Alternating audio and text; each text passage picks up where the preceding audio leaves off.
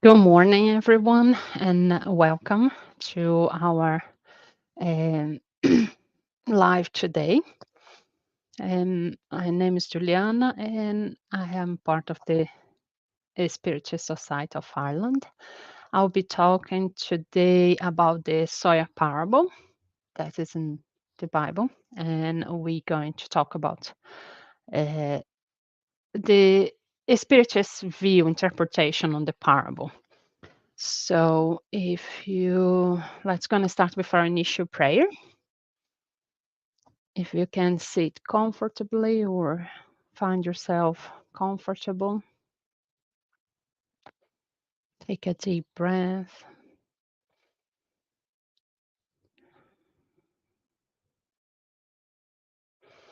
connect to the spiritual world, elevate your thoughts so you can receive the blessing of the high spirit's vibration.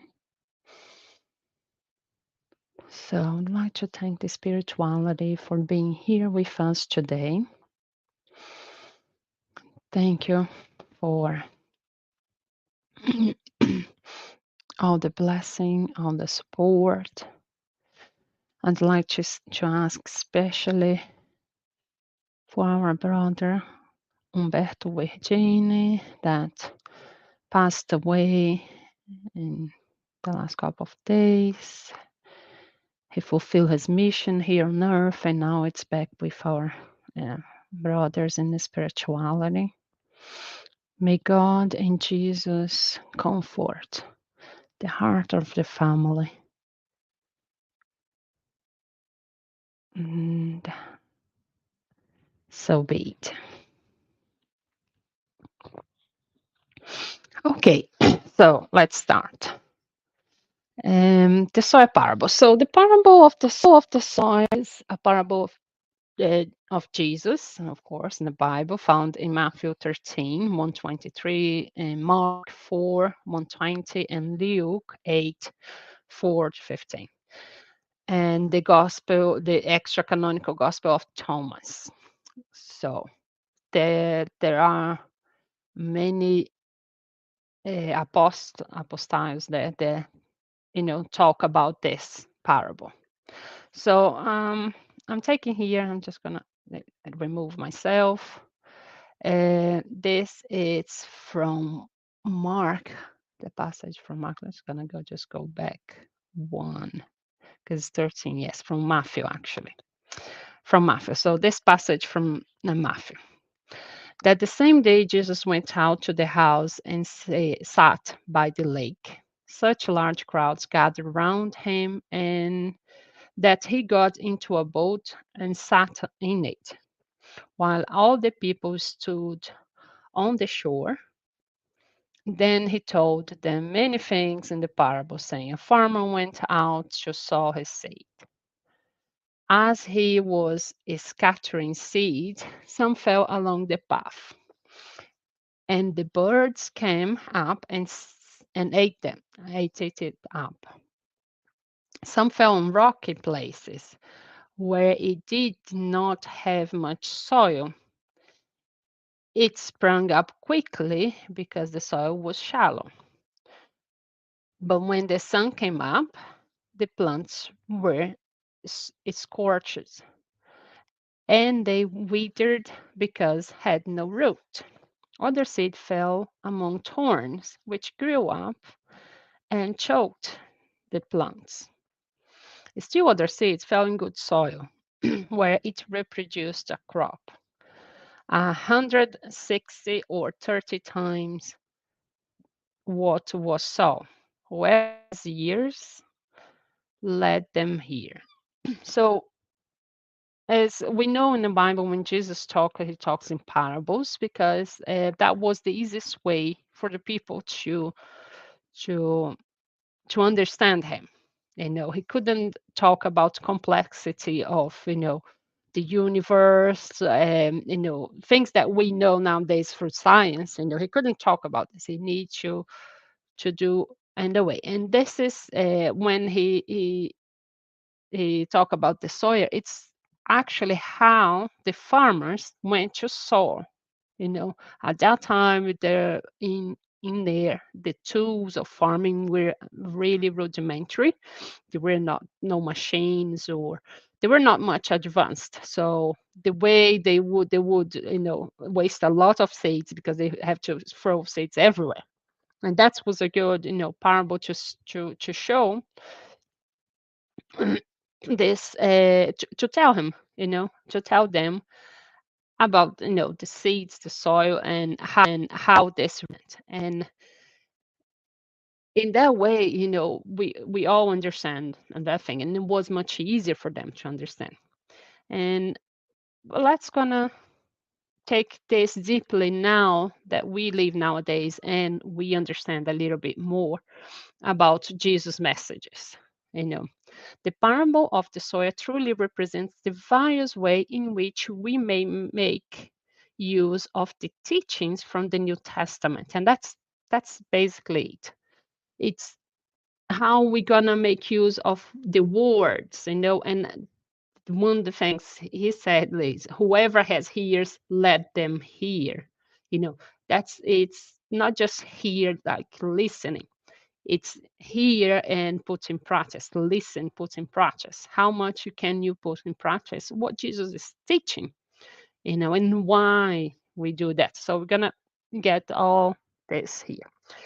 The parable of this sort. So this brings us a no less justifiable application of the different categories of spirits. So this is one of the teachings. We know in Spiritism we have, more advanced spirits, we have spirits that, and less advanced, more or less three categories, but of course they are much more layered than only three categories. But in the way, just in the way the parable of the sower at that time, the way that Spiritism explained to us, the way we could understand, it's always, it's explained in the way we are able to truly, understand as much as possible. So let's gonna talk about the sower. What is the most in the Spirit's book, part 3, the moral laws? What is the most perfect example that God has offered man as a guide and model? Jesus represents the example of moral perfection that mankind may aspire to on earth.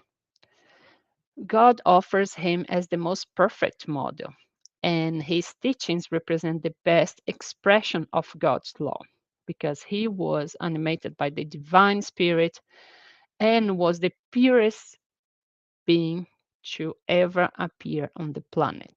So without no doubt, the farmer that's sowing, that puts, he's throwing, and Jesus is throwing everywhere the message.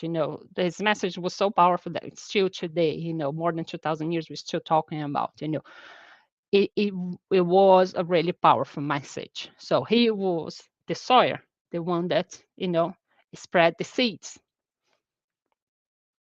which is simple. So the seeds. Jesus went through all the towns, villages, teaching in his synagogue, proclaiming the good news of the kingdom and healing every disease and sickness. That's the seed he planted. The seeds he threw, he went everywhere. And because of his work, it's it got spread everywhere on earth. There's probably only remote places somewhere that no one haven't heard about Jesus. He became, I'm not saying that, not talking about religion, but about his message. His message through the religions we have, the religion, Christianism, it got spread. But we're talking more about the essence here. What is, um, how it got spread, the seeds, how he planted the seeds, and the soil. So God leave all human beings free to choose their own path. Too bad for them. If they choose the wrong one, their journey will be longer. So this is again moral laws. uh, chapter 1, divine and natural law. So talking about here natural laws, divine laws or natural laws. There are laws, it's law that it was implemented by God. It's God's law, and it's been always there. It's going to be always there. It's immutable, it's unchangeable, or anything. So, and one of the laws is about progress and moral. And we're not talking about here in a sense of, uh, it's in a sense of morality, but not this kind of moral that, religious, too much religious makes us, guilty, feel guilty because we are not, we are sinners or things like that. We're not talking about this part, we're talking more about us evolving spiritual being, being better. So, uh, and when I want to go back here, the seeds and the soil. So the seeds it was spread everywhere, and so you see that the parable was so well formed and done that I don't think anyone else would be happy because he used what was exactly how they used to farm, how farmers plant the seeds at that time. And that time was spread seeds everywhere, so this is Jesus spreading everywhere, no matter, even if it's a rudimentary way of doing, but was needed, at that time. And the soil, which is our free will, we receive the seed and it's our own choice what we're gonna do with the seed, you know are we going to rock our hearts and leave it there, or are we going to um, be shallow and not grow roots, are we going to be uh, let other things in our life suffocate the seed? So, or are we going to try our best to make this seed, the crop grow? And this is it is talking about our free will.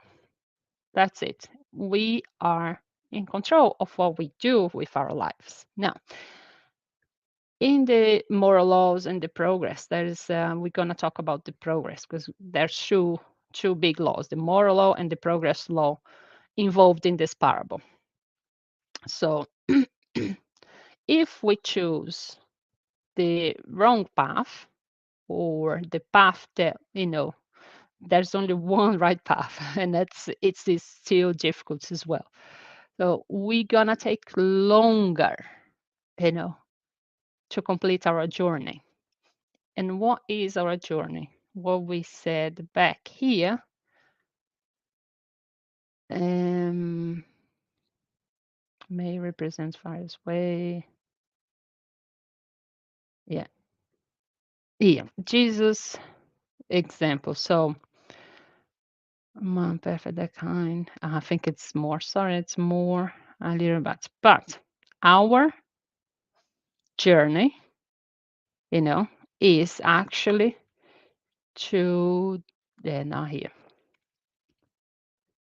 Anyway, our journey is actually to be better than we are. That's our journey. Every reincarnation we come in, we try to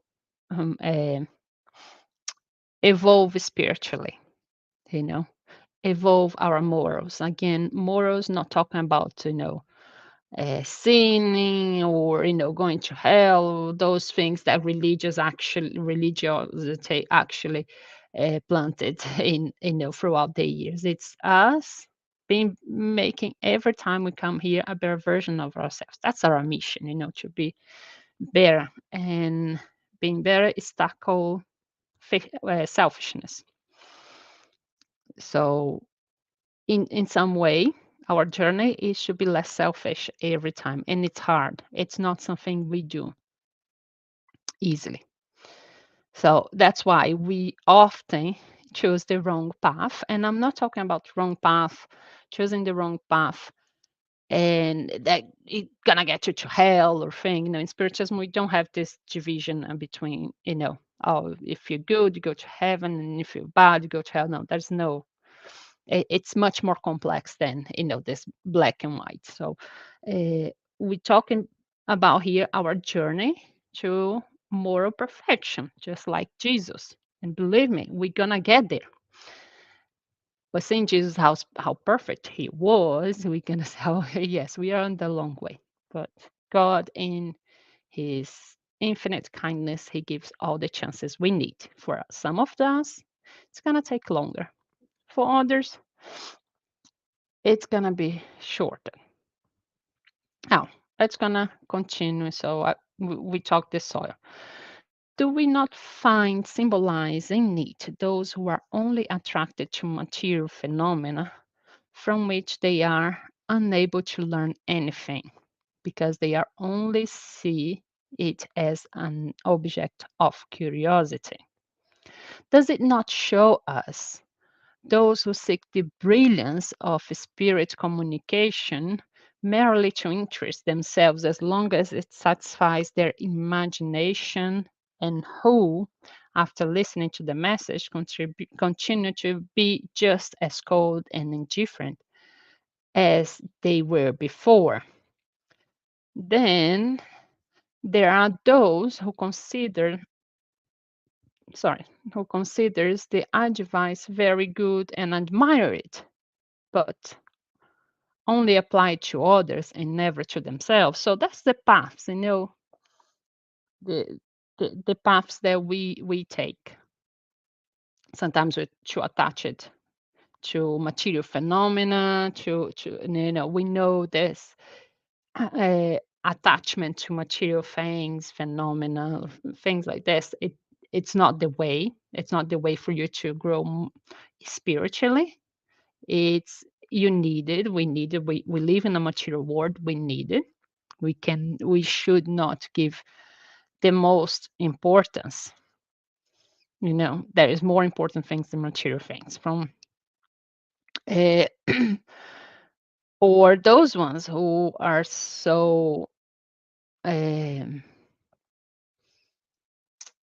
they proud themselves how can talk to spirits, I this and that, and it gets lost a little bit, on the pride that we should not do, or and then chooses the wrong path, giving wrong messages, and thinking that's doing good, but it's not. That's the other thing as well. We always think, oh, we are good, we're good, we're good. Not really. If we're really good, we would not be reincarnating on Earth again. So that's the first rule for everyone. It makes us in the same place. um, and then there's also those ones who consider, oh, it's nice, brilliant, but they don't apply to their daily lives. They always see that the others, they have to do it. So yeah, you do it, but never think about us. We are what I have to do it to be. So that's the different soils we find. That's the different paths we're gonna choose, and choose not the path that for a plant to grow. It takes time and takes a lot of effort and a lot of events together. So the right path, it's not the easiest path. It's actually the most difficult path. So that's why we go to the wrong path, because we want easy. We want to finish this or that, or so the soil, it's really important for us to think, the path we are going through. Always have this understanding, awareness, and try to, as much as possible,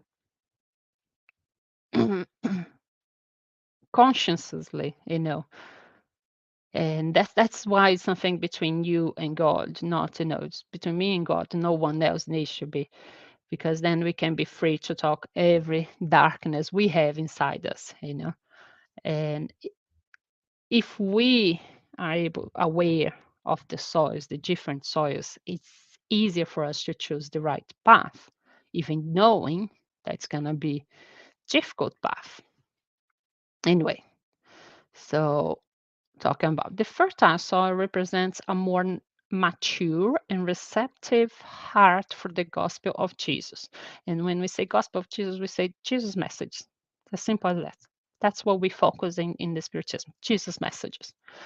Facing new learning and challenges and represent from the old and unfortunate acquisitions from our past, our many reincarnations. Even on fertile ground, each one of us produce according to the level of moral or spiritual development. Not all crops grow to be exactly the same size, the same length, the same, you know.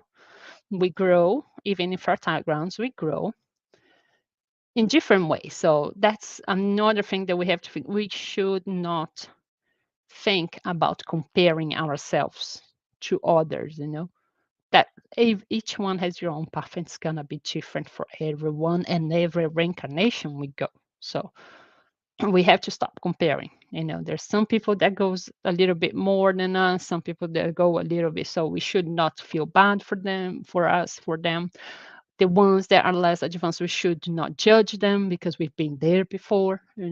That that's the difference, understanding the journey that each one will have their time. It is hard. It is hard to, and we judge a lot because we live in a judgmental world. It's getting better, but it, it helps anyway. So we talk about the soil, the seed, the the the soil.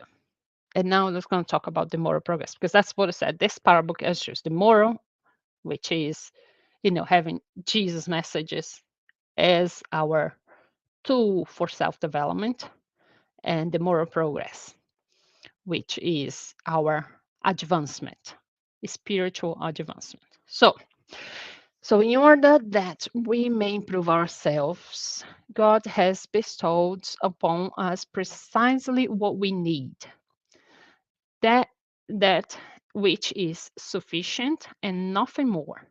This being none other than the voice of conscience and our instinctive tendencies. So now, because we know we've done lots of mistakes, and our instinct tendency tends to be, I'm not saying it is, tends to be sometimes what takes us to the wrong path. The voice of conscience is the small grass shopper that tells us don't go there. Not always we listen. It's really hard. It's really hard to listen to our conscience, especially if we are too much blinded by the material world, or worry about things, or with our hearts it's rocked, as a rock, not so. It's really difficult, but that's the key for the moral progress. And it is important for us to be aware of that, because once we are aware, we are able to identify and make better choices. So it is a tool for our self-development. Anyway, in the moral laws, this is the Spirit's book, question 718. Allan Kardec asks, how can intellectual progress lead to moral progress? By making human beings understand the good and the evil, because then he can choose between the two. The development of free will follows the development of intelligence, increasing man's responsibility for his acts. That's another thing. We do have a free will, but we have responsibility over our acts. And as I said here, our intellectual, when I say we can say about, like, for example, 2000 years ago, the farming in the area was really rudimentary. Today we have knowledge, intellectual knowledge to make farming much easier for human beings. So that's the progress. So this also, you know, increase our development of free will, our development of intelligence and free will, but always comes with responsibility. So spirit advances in a measured ascending march, but this progress is not accomplished simultaneously in all aspects. In one period, the spirit may advance in knowledge, in another in morality. See, there are two different things here. Sometimes you can have very intelligent person with lots of knowledge, but their morality, I mean, they still a lot, much more selfish than someone with not that much of advancement, but with good understanding of the community, the others, more thoughtful. So we can compare, like, because we are more advanced today intellectually than 2000 years ago. And then I'm talking about this part, we have more technologies, we have been more advancement. That doesn't mean we are morally better. This is not something it goes together. It goes like, up and down. And some of us need to work a little bit more on the morality than the others. Definitely yes. And it's not connected to the level of QI. Anyway, intellectual development, it's not always accompanied by moral integrity, as we said. A superior spirit may advance in intelligence and remain wicked. This is what happens when spirits lives for a long time without improving. That's the thing. So um, we seeing here, um, sometimes we see videos of kids doing incredible things, or they learn by themselves how to play piano and play like, a professional adult piano or instruments or those things.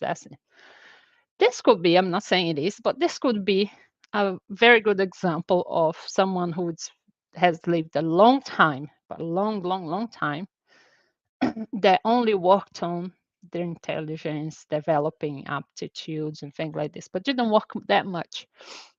I'm not saying it is, okay, but could be. It's just for us to picture, just like Jesus did, for us to picture and a parable to picture.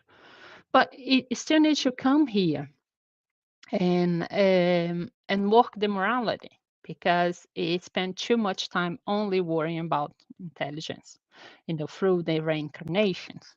So still need to come back to improve the morality. And again, when we say morality here, we're not talking about guilty, sinning, or things like this. It's us in our spiritual journey to become always a better version, spiritually talking, not just from tell everyone, oh, look how I'm good. I'm, mindful of things. I meditate. I do this. I do that. I recycle. I, it's not just that. You know, all the things is important together. Remember, a soil to have to grow a good crop needs all elements together, combined together. You see in the farming, the farmers always complain about the weather, about always complain about this, because they know if something goes a little bit wrong, their crops is not gonna be as good as they need to be. Oh, that's the thing. It's not just one, two, or three things. It's all things connected together, mixed together to provide a good crop. To grow a good crop, to makes us grow in ourselves Jesus' message, which is the seed, makes this seed flourish. So, just to end, um, I would like to leave this part from the Gospel according to Spiritism. Do not allow yourselves to be perturbed. Sorry, my accent by futile and mundane thoughts. So talking about here, when we talk about here, like let's not gonna worry much about things out there that are material that doesn't improve us spiritually, because that's what we need. We came to a good understanding of science, medicine, intellectually, but we still need to work out our spiritual, our morality, our spiritual development. So let's not worry much about those things. We need those things to live in the system and in the nerve, but this is not important, the most important things. We just need this so we can go through our mission on earth. Lift up your spirits toward those who are calling, so that they, have encountered favored dispositions, may launch a profusion of seeds, which should germinate in your heart, so as to produce fruits of charity and justice. That's things that we need to work out. If and our charity, we're not talking about that money you give to own like non-government organization, non-governmental organizations. We're talking about here the everyday, things that we do, thinking of the other, you know, the next to you, the person that's next to you, not just your family, but the one, that's what the charity we're talking about here. And justice, are we really being fair? Are we really treating people fairly? Are we, having these thoughts of um, thinking about the other more than ourselves? I'm not saying put ourselves in second place or something like this. No, I'm not. We still need, to think about us because we need to develop as well. But when we make room or put in the other shoes and understand a little bit more the next, we become much better beings that we are. And we're talking about spiritual development. So just to finalize, the parables of the soil, it's about our progress, it's about how we're going to improve morally. Because in the moment we are now, I'm not saying we reach the full potential of intellectuality, we reach a good amount, you know we didn't actually work much on our moral improvement, our spiritual improvement, which is charity and justice. So this is just an invitation for all of us to think more about, what is really important in our life. Material things that makes us comfortable, or our spiritual development. I'm not saying one cannot coexist with the other. They can. It's just the matter is how much importance we weight. It's the weight that we do in our lives. It's not gonna worry much about of material phenomena. It's gonna worry more about how we are as a human being, how we're improving ourselves, how we're thinking of the other. So, and I'm just going to talk about I'm going to say about quickly about the bibliography. So I took a bit of the Matthew 13, 123. I talk about the gospel according to Spiritist, the parable of the sower, because we have there in the gospel, what we have, it's all the Jesus message, so that's the gospel, the parable of the sower, and also bless the afflict. And the Spirit's book, I got, the three parts: the moral laws, divine law, the law of progress, return to corporeal life. We're talking about reincarnation here, and the law of destruction. The others was very interesting, but yeah, it was just a little bit here when I talk. And I also took the message of Christ in YouTube. This is the message about the parable of soil, which is a video. So this is was.